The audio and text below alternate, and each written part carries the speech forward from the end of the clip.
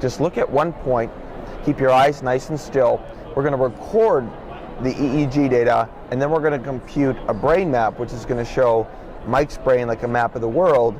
We're doing QEEG Brain Mapping, which now, if you can see on the screen, is showing the brainwave output of the 22 sites in the brain, from frontal lobes to parietal lobes, occipital lobes, temporal lobes, showing the brainwave output. Any of those big loops there are just eye artifacts, so keep your eyes still. If you need to blink, just do a big blink. Overall, Mike's got a pretty high voltage brain. I just scale the voltage up. Okay, alrighty.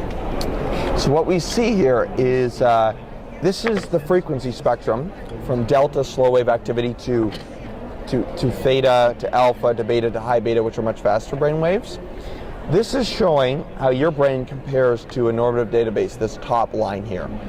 The line below it, this relative power, is showing how your brain, how the energy is distributed compared to itself.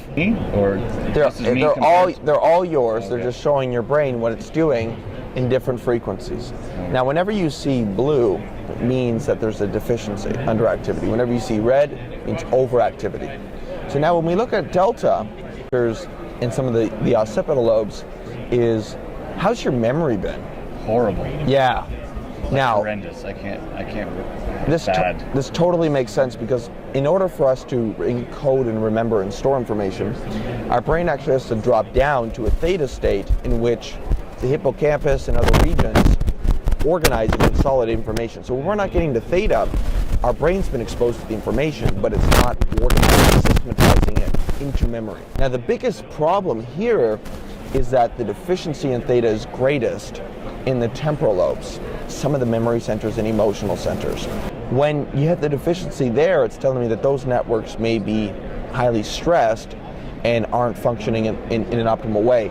Now, this could tie to some deficiencies in neurotransmitters like GABA. So one of the things I would recommend for sure for you would be something like a magnesium threonate, because every autistic brain's unique. Same with any kid who has ADD.